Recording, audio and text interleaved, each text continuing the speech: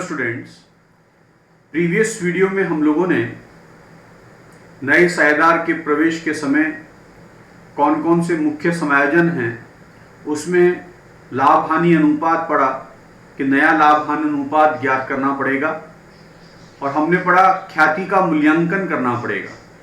उससे मूल्यांकन से संबंधित समस्त विधियां, उसका पुस्तकों में लेखा, ये हम लोगों ने काफ़ी विस्तार से गत वीडियो में देखा है। आज की इस वीडियो में हम लोग संपत्ति दायित्व का पुनर्मूल्यांकन, ये एक और समायोजन है जो नए साझेदार के प्रवेश के समय किया जाएगा और इसके लिए एक खाता आपको बनाना होगा जिसको नाम दिया पुनर्मूल्यांकन खाता।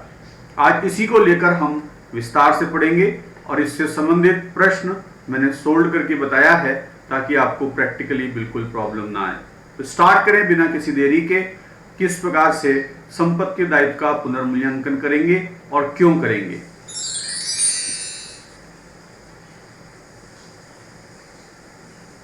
संपत्ति दायित्व के मूल्यांकन को लेकर आपको यहां पर एक बात विशेष तौर पर समझ लेनी है कि जब भी फर्म के लाभ हानि अनुपात में परिवर्तन होगा, जब भी किसी भी कारण से लाभ हानि अनुपात में परिवर्तन होगा, तब संपत्ति दायित्व का पुनर्मूल्यांकन होगा।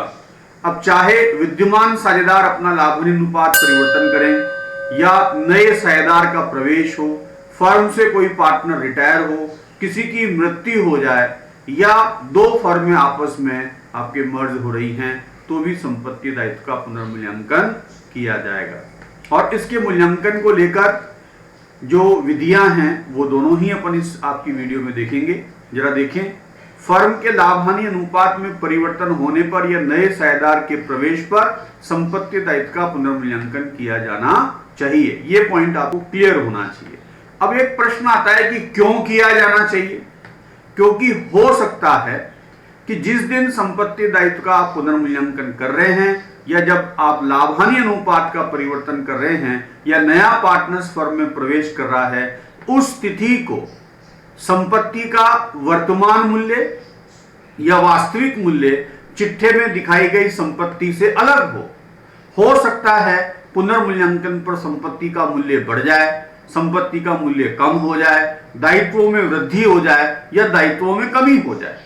इस कारण से संपत्ति दायित्व का पुनर्मूल्यांकन किया जाना चाहिए। इसलिए लाभ हानि अनुपात में परिवर्तन के समय संपत्ति दायित्व का पुनर्मूल्यांकन किया जाता है और पुनर्मूल्यांकन के लाभ हानि को, जो भी लाभ हानि होगा पुनर्मूल्यांकन से, उसे पुराने साझेदारों में पुराने अनुपात में बांटा जाता है।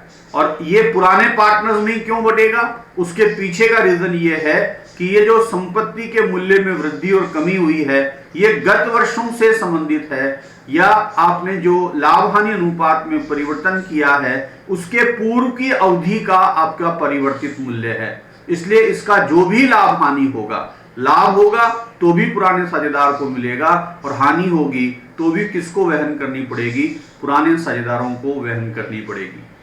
अब प्रश्न आता है कि संपत्ति दायित्व के पुनर्मूल्यांकन का पुस्तकों में लेखांकन के दृष्टिकोण से इसको दो भागों में वर्गीकृत किया गया है। पहला है कि जब परिवर्तित मूल्य को पुस्तकों में लेखांकित किया जाना है, यानी पार्टनर्स चाहते हैं कि संपत्ति का जो मूल्य बढ़ गया घट गया, दायित्व बढ़ गया घट गए, उनको पुस्तकों में दर्शाया जाए। तो एक आपका कौन सा मेथड तो ये है, और दूसरा है कि साझेदार चाहते हैं कि परिवर्तित मूल्य को चिट्ठे में आपके न दर्शाया जाए, केवल इसके लाभ हानि का समायोजन कर लिया जाए। तो ये दो प्रकार से इसका आपके समायोजन का लेखा किया जाता है। आज की इस वीडियो में मैं आपको ये पहला मेथड बता रहा हूं, जब संपत्ति परिवर्तित मूल्य को आपके पुस्तकों में आपके दर्शाया जाएगा।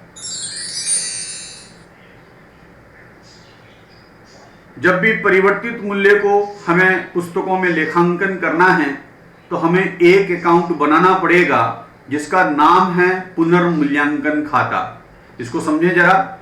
ऐसी दशा में संपत्ति दायित्व के परिवर्तन का लेखा करने के लिए पुनर्मूल्यांकन खाता खोला जाता है। यह अवास्तविक प्रकृति का खाता होता है। परिवर्तन से हुई हानि व व्यय को डेबिट किया जाएगा, वह लाभ आय को क्रेडिट किया जाएगा, और जो इस खाते का शेष होगा यानी पुनर्मूल्यांकन से हुई लाभ या हानि उसे पुराने साझेदारों में पुराने अनुपात में बांट दी जाएगी, और परिवर्तित मूल्य को चिट्ठे में संपत्ति दायित्व में परिवर्तन करके दिखाया जाएगा। तो जब भी पुस्तकों में संपत्ति दायित्व के परिवर्तन को पुस्तकों में लिखने के लिए कहा जाए, पुस्तकों में दर्शाने के लिए कहा जाए, तो हमें पुनर्मूल्यांकन खाता बनाना पड़ेगा और उस पुनर्मूल्यांकित मूल्य से चिट्ठे में संपत्ति दायित्व को दिखाना होगा। अब बात करते हैं कि इसका क्या अकाउंट बनेगा। इसको मैंने अकाउंट फॉर्मेट में भी बनाया है।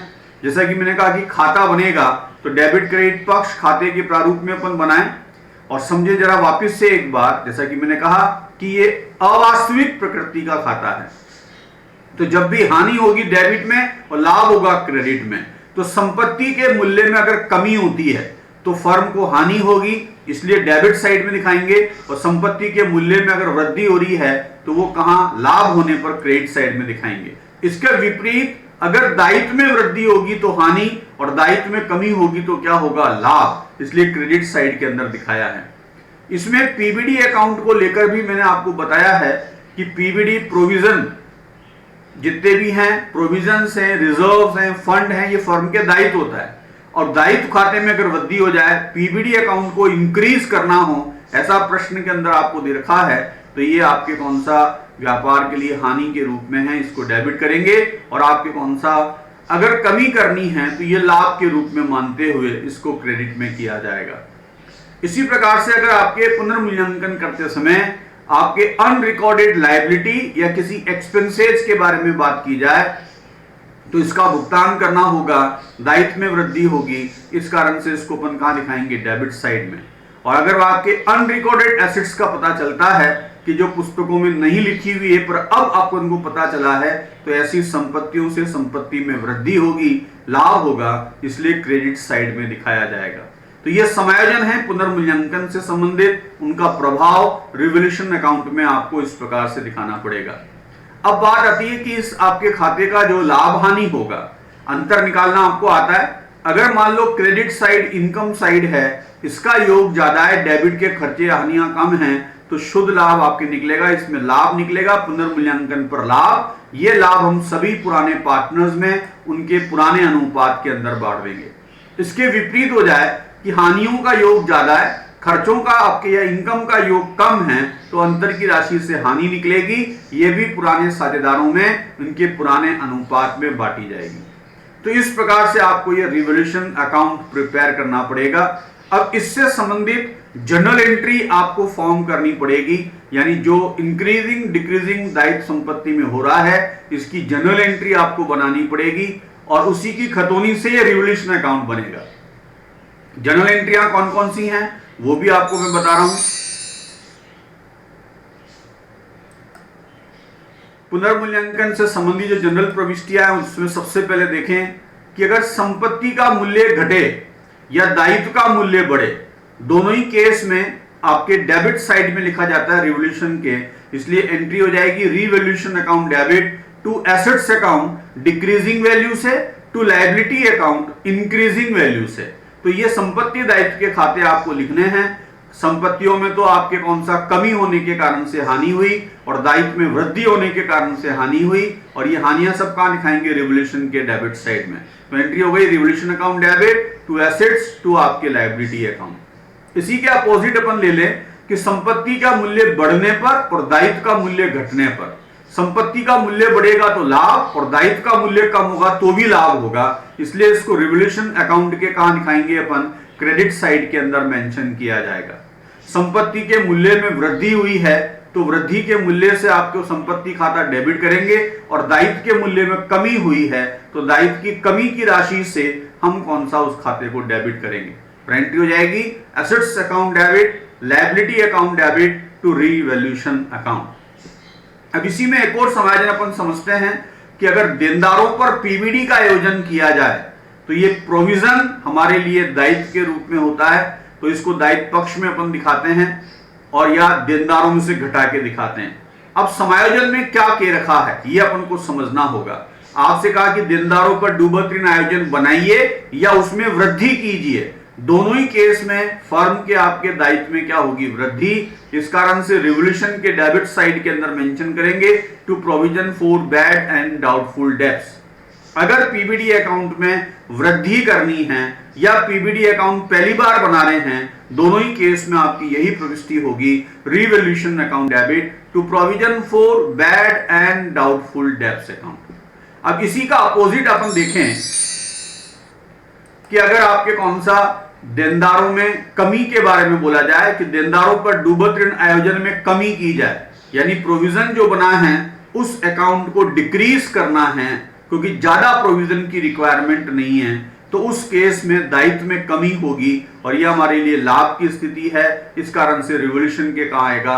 क्रेडिट साइड के अंदर मेंशन करेंगे और एंट्री हो जाएगी provision for bad and doubtful debts account debit to आपके रिवोल्यूशन अकाउंट, क्योंकि दायित्व में कमी हो रही है, प्रोविजंस में कमी हो रही है, इस कारण से उसका अकाउंट को कमी की राशि से जितने रुपए कम करने हैं उससे डेबिट करेंगे और रिवोल्यूशन अकाउंट को क्रेडिट किया जाएगा।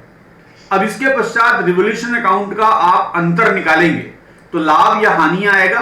तो पुनर्मूल्यांकन पर अगर लाभ हुआ है तो ये डेबिट साइड के अंदर मेंशन करेंगे क्योंकि क्रेडिट की इनकम का या आय लाभ का योग ज्यादा है, इसलिए आपके अंतर की राशि अपन डेबिट में लिखकर लाभ को पुराने साझेदारों में बांट देंगे पुराने अनुपात में। तो रिवोल्यूशन अकाउंट के डेबिट साइड में आपने मेंशन करना है इस लाभ को, तो एंट्री क्या हो जाएगी? Revaluation account debit to partners capital oblique current account. अब ये कैपिटल परिवर्तनशील पूंजी विधि के अंदर आता है और करंट अकाउंट आपके फिक्स्ड कैपिटल मेथड में अपन लिखते हैं। ये आपको बताने की अपने समझता हूं आवश्यकता नहीं है। इस लाभ को पार्टनर्स में बांट देंगे इनके कौन सा?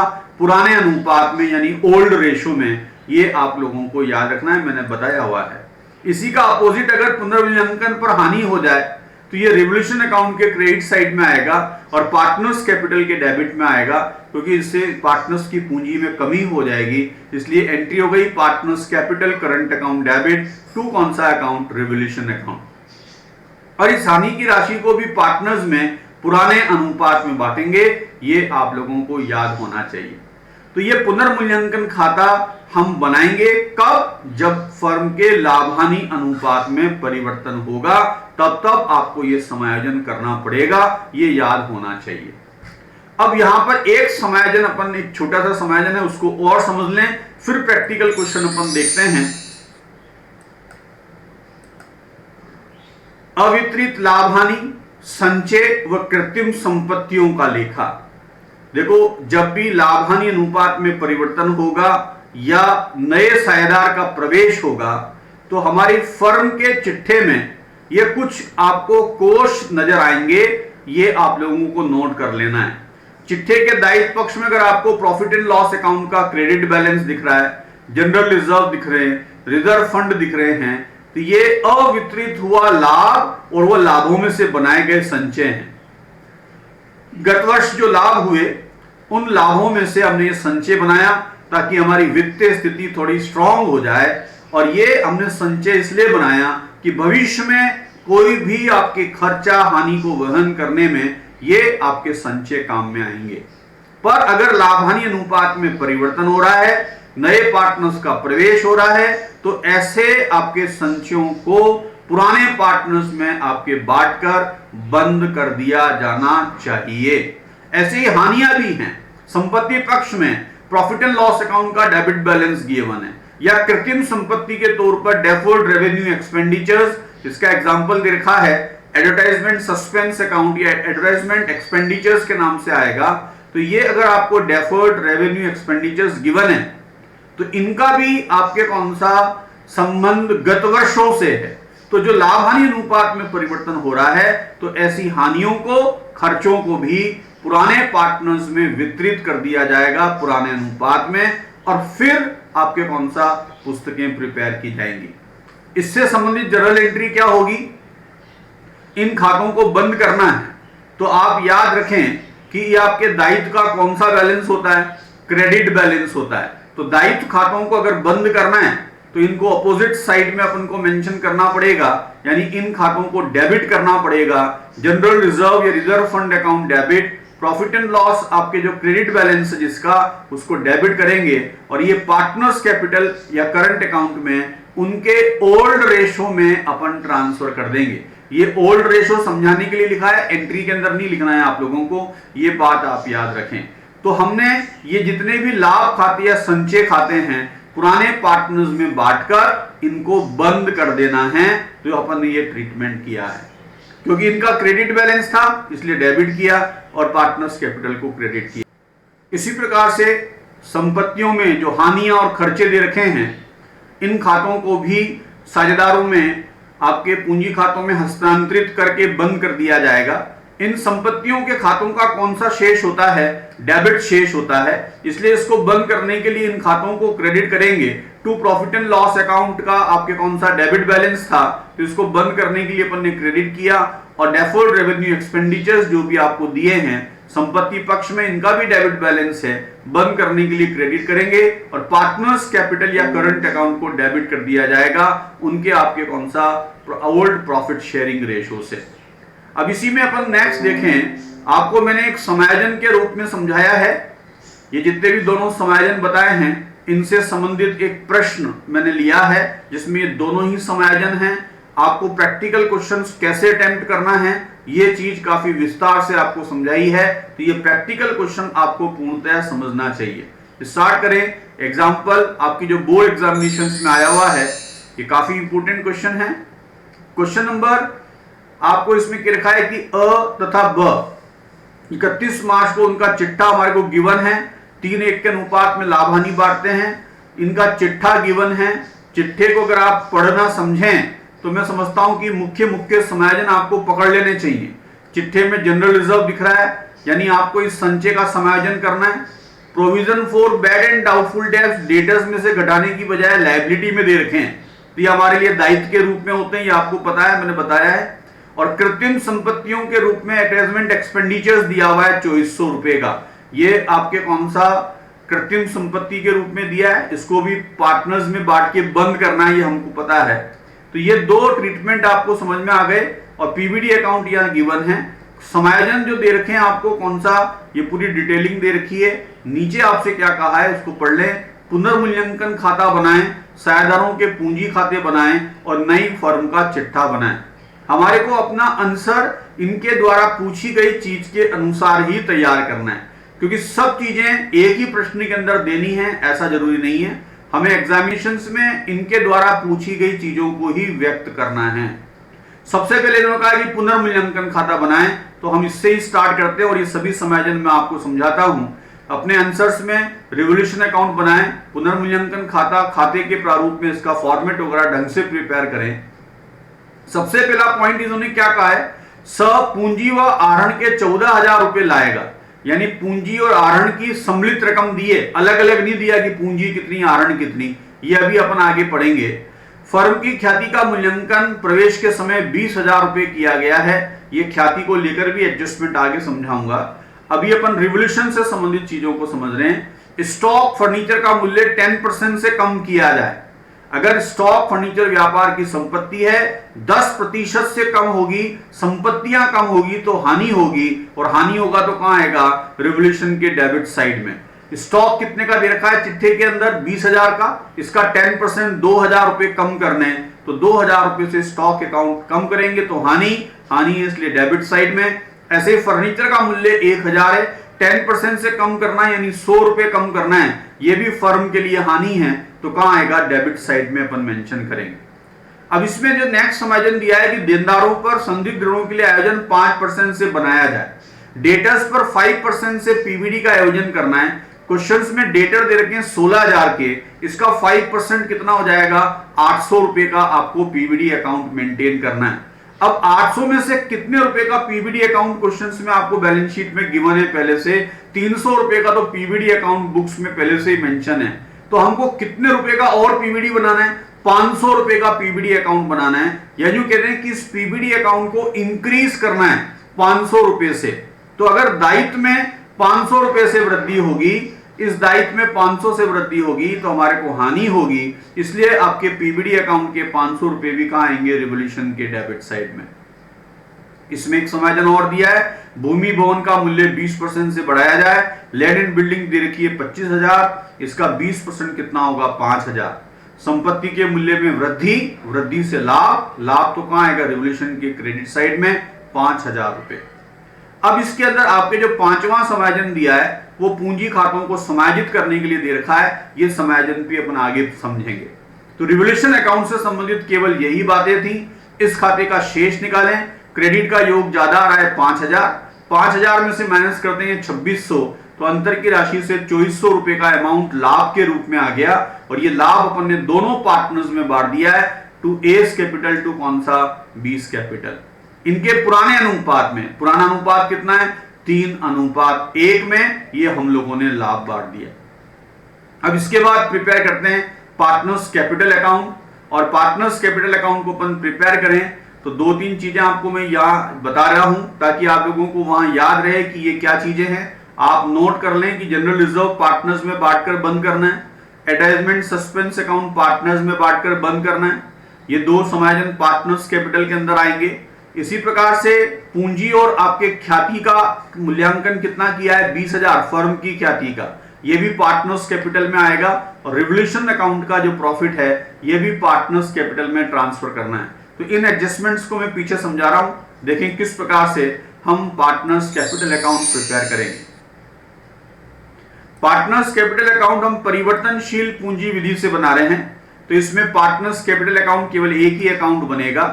सभी पार्टनर्स के कॉलम्स बना लिए। सबसे पहले पार्टनर्स की जो आपकी बैलेंस बीडी गिवन है ए और बी की, वो मेंशन कर दी जो बैलेंस शीट में गिवन है 30,000 16,000 रुपए।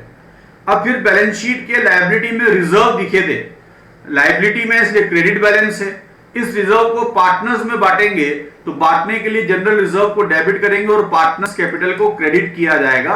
इसलिए पार्टनर्स कैपिटल के क्रेडिट साइड में इनका जो ओल्ड प्रॉफिट शेयरिंग रेशियो है 3:1, उसमें 4,000 रुपए के रिजर्व बांट दिए। इसी प्रकार से अटैचमेंट सस्पेंस आपको दे रखा है संपत्ति पक्ष में, संपत्ति में इसलिए उसका डेबिट बैलेंस है, बंद करने के लिए उसको क्रेडिट करेंगे और पार्टनर्स कैपिटल को क्या किया जाएगा डेबिट करेंगे। इसलिए अटैचमेंट जो सस्पेंस अकाउंट है वो कहां जाएंगे डेबिट साइड में, उनके कौन सा ओल्ड प्रॉफिट शेयरिंग रेशियो 3:1 में। रिवोल्यूशन अकाउंट आपने प्रिपेयर किया, रिवोल्यूशन अकाउंट का जो प्रॉफिट हुआ डेबिट साइड में, रिवोल्यूशन के डेबिट में, वो प्रॉफिट पार्टनर्स कैपिटल अकाउंट के अंदर क्रेडिट में आएगा, क्योंकि रिवोल्यूशन के प्रॉफिट की वजह से पार्टनर्स की कैपिटल इंक्रीज होगी। अब बात करते हैं कि नया पार्टनर जो सी फर्म में प्रवेश ले रहा है वो अपनी पूंजी और ख्याति के लिए 14,000 रुपए सम्मिलित तौर पर लाया। ये हमारे को क्वेश्चन में कंबाइंड मैनर में दे रखा है कि सी पूंजी आहरण के 14,000 रुपए लाया, कितने कितने अलग अलग नहीं पता। तो आपको एक इशारा दिया है इसको वर्गीकृत करने के लिए कि सी के प्रवेश के समय फर्म की ख्याति का मूल्यांकन कितना किया गया 20,000 रुपए का किया गया। तो इस फर्म की ख्याति में अगर हम सी का हिस्सा ज्ञात कर लें तो हमें पता पड़ जाएगा कि इसके 14,000 में ख्याति का मूल्य कितना है और बाकी का मूल्य पूंजी का होगा। तो कैसे करेंगे जरा देखें। सी की पूंजी व ख्याति के लिए वो 14,000 नगद लाता है, फर्म की ख्याति 20,000, इसमें सी के प्रवेश पर मूल्यांकित की गई है। इस ख्याति में सी का हिस्सा 1/5, 1/5 के लिए फर्म की ख्याति में उसका हिस्सा कितना होगा 4,000 रुपए। तो अगर 14,000 में 4,000 रुपए आपके ख्याति का मूल्य है तो 10,000 रुपए किसका मूल्य माना जाएगा, पूंजी का मूल्य माना जाएगा। और ये दोनों ही अमाउंट ये नगद में ला रहा है, तो जनरल एंट्री बनाने के लिए नहीं कहा है पर आपको आनी चाहिए। 10,000 रुपए पूंजी के नगद लाएगा तो एंट्री हो जाएगी bank account debit to C's capital. तो ये सीज कैपिटल के क्रेडिट साइड में बाई बैंक हमको मेंशन करना है 10,000 रुपए। और जो ख्याति के 4,000 नगद लाएगा उसकी एंट्री हो गई bank account debit to premium of goodwill account. और premium of goodwill account old partners में बांट देंगे उनके सैक्रिफाइसिंग रेशो में। क्वेश्चन में सूचना का अभाव है कि सी अपना हिस्सा किससे लेगा, तो ओल्ड रेशो ही सैक्रिफाइसिंग रेशो होगा, यानी 3:1 में गुडविल दोनों पार्टनर्स में बांट दी जाएगी। प्रीमियम ऑफ गुडविल सी का ख्याति में हिस्सा 4,000 इनके त्याग अनुपात में बांट दें। सूचना के अभाव में ओल्ड रेशो ही त्याग रेशो होगा 3:1। अब इसमें थोड़ा सा आगे बढ़े तो एक समायोजन और दिया था जो कि बहुत इंपॉर्टेंट है, समायोजन संख्या 5। समायोजन 5 में क्या दे रखा है जरा देखें। साझेदारों के पूंजी खाते नए आपके साझेदारों की पूंजी अनुपात में समायोजित किए जाएं। आपको एक इशारा दिया कि नया पार्टनर्स 1/5 हिस्से के लिए पूंजी कितनी ला रहा है, 10,000 रुपए की ला रहा है। तो इसी अनुपात के आधार पर आपको इन ए और बी की पूंजी को भी नए लाभ हानि अनुपात में मेंटेन करनी है। और इसको आपके मेंटेन करने के लिए, इसको बनाए रखने के लिए अगर आवश्यकता पड़ेगी तो आपको चालू खाता खोलना है।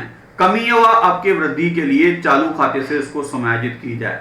तो ये समायोजन कैसे करेंगे इसको समझ लें बहुत ध्यान से। सबसे पहले समायोजन को करने के लिए आपको नया लाभ हानि अनुपात निकालना पड़ेगा।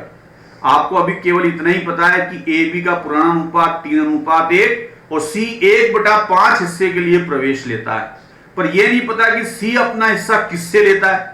ऐसी दशा में नया अनुपात कैसे निकले, यह अपन ने प्रीवियस वीडियो में हम लोगों ने पढ़ा था। लाभ हानि अनुपात की गणना उसमें काफी विस्तार से दिया है, पर फिर भी मैंने वर्किंग नोट में आपको यहां पर समझाया है कि नया लाभ हानि अनुपात की गणना किस मेथड के आधार पर करेंगे। जब प्रश्न में यह स्पष्ट नहीं हो कि सी अपना हिस्सा किससे ले रहा है, तो ऐसी स्थिति में फर्म का कुल लाभ कितना मानते हैं अपन, 1। उसमें से सी का हिस्सा 1/5 घटाने के बाद रिमेनिंग हिस्सा कितना बचा, 4/5। कुल लाभ 1 में से सी का हिस्सा 1/5 घटाएं तो रिमेनिंग लाभ कितना बचा, 4/5। ये शेष लाभ पर अधिकार किसका होगा, ए और बी का।